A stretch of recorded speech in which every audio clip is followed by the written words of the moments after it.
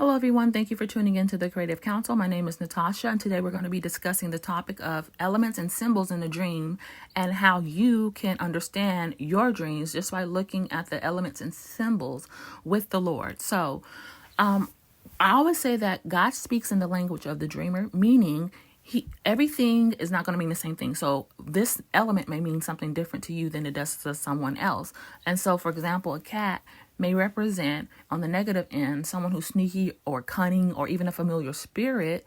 But if you're a person who have pet cats and you love cats and you're a cat person, then for you that could be a representation of protection or even comfort for you, especially in a dream. If it's like chasing a mouse or something that you fear, it can be a representation of a protection and for you. So personal application is important when you're looking at elements in your dreams, and then the context of the dream.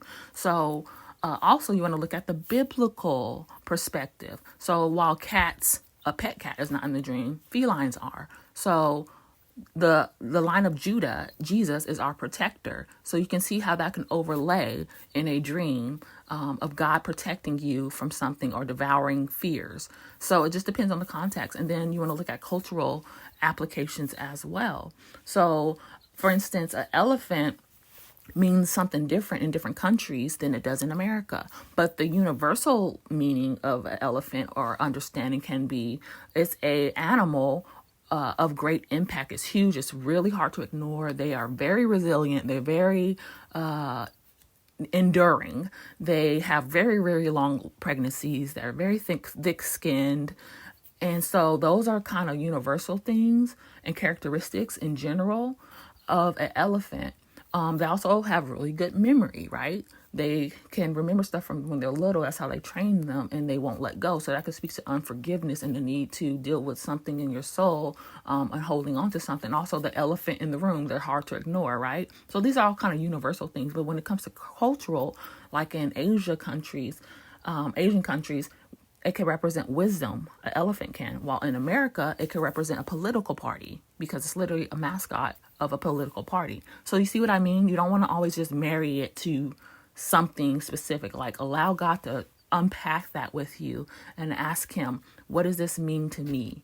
And ask yourself, what application do I apply to this element? What does it mean to me? Is it a good thing or a bad thing? Is it negative? Do I have a negative feel about that? Or if the dream overall is negative, you want to take that in consideration too. So for example, somebody had a dream where they were at a restaurant.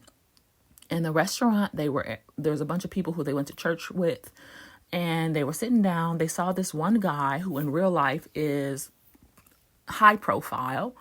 And in the dream, he was a busboy. So he came and sat at the table with her, and he was telling her how he broke up with his girlfriend, Beyonce, and how Beyonce was so demanding, and all she talked about was money. All she wanted was all his money. And she just kept cheating on him, and he asked her to stop cheating on him, and she would not stop. So he had to end it because it was just too much for his heart. And so she's sitting across the table for him, just looking at him as a busboy. And she's just listening, and then she's asking him questions in the dream to see if he still had like some unforgiveness issues, and he did in the dream. But anyways, in that dream, Beyonce did not represent Beyonce. Beyonce was a representation of a system and of his heart's desire for worldly things, for carnal things, going after, like in Proverbs, it talks about the strange woman, going after things of the world, the lust of the eyes, the lust of the flesh, the pride of life, and him being in relationship with that and then not satisfying him, and in the end leaving him in a position where he had to be humble, really.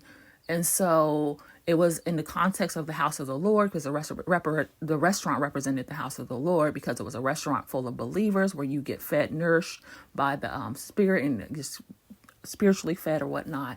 And so within that dream, that's really was highlighting his heart and where he was, and her role in just interceding and helping him get to a place of forgiveness for things that has happened and things he held on to against God and against his people, but specifically leaving God and for the world and then coming back. So anyways, Beyonce didn't represent herself in the dream. That's what I'm getting to. So you want to look at the elements and the characteristics or even the functionality. So a book is something that you read, right? A hammer is something that you use to build with. So the function of a thing is important to look at when you're looking at the elements. So when you're looking at elements and symbols, you want to look at the personal application, the cultural application, the biblical application, and then the functionality or the actual characteristics that are ascribed to that thing, and piece it all together once you break it down that way. Don't just isolate one element and then think that you're going to get an interpretation. Just look at it all together, because it's always things are happening. So what are you doing? How are you engaging? What's happening? You want to look at that. So anyhow, I hope this was helpful. I do want to announce that I do now have an ebook available for you. It's over 800 symbols and elements in this ebook that have biblical references and prophetic insight. So I have that now available. I will leave it in the description box below if you are interested. I also have a dream journal that I was working on as well. I've been working on a couple of different things. So I'm excited to have these tools and resources for you. So if you're interested in that, I'll leave that link below. It's not like a normal dream journal. It has a place in the back where you can just write a series of dreams or dreams that you have back to back if you're an avid dreamer, and it'll kind of show you it paints a story over time. So that's called the Golden Thread Dream Journal. And then I have dream journals also for kids, because I know your kids are dreaming. So I'll leave that in the description box below as well. But anyhow, if this video has blessed you, don't forget to like and subscribe, and I'll see you in the next one. Till next time, grace and peace. Bye.